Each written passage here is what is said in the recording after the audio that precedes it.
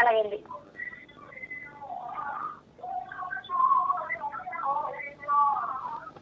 Hello hello hello అండి. పుట్టిన తేదీ తెలియచేయండి అమ్మా. ఏంటండి? లేదండి. ఓకే అమ్మా, గురువు గారు ఉన్నారు, మాట్లాడండి.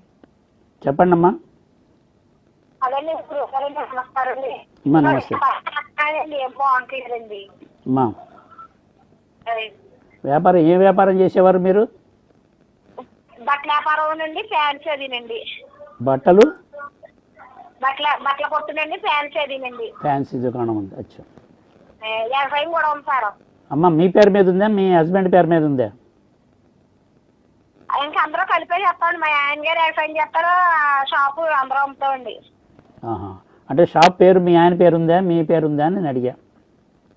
పేరండి షాప్ పేరు పెట్టలేదండి గురువు గారు, మామూలుగానండి. అచ్చా అచ్చా.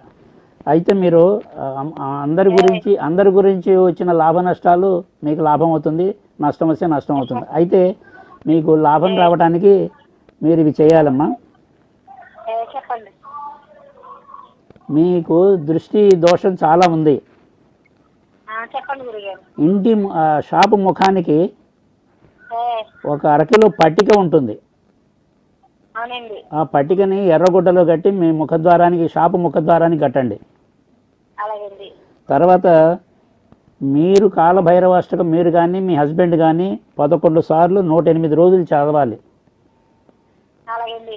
కాలభైరవాష్టకం 11 సార్లు 108 రోజులు చదవాలి. మీరు అన్నం వండిన తర్వాత కొంత అన్నాన్ని నువ్వులతో కలపండి. నల్ల నువ్వులు కలిపి పశువులకి భోజనంగా పెట్టండి. తర్వాత మీరు ధనలక్ష్మి హోమం చేయించుకోవాలి.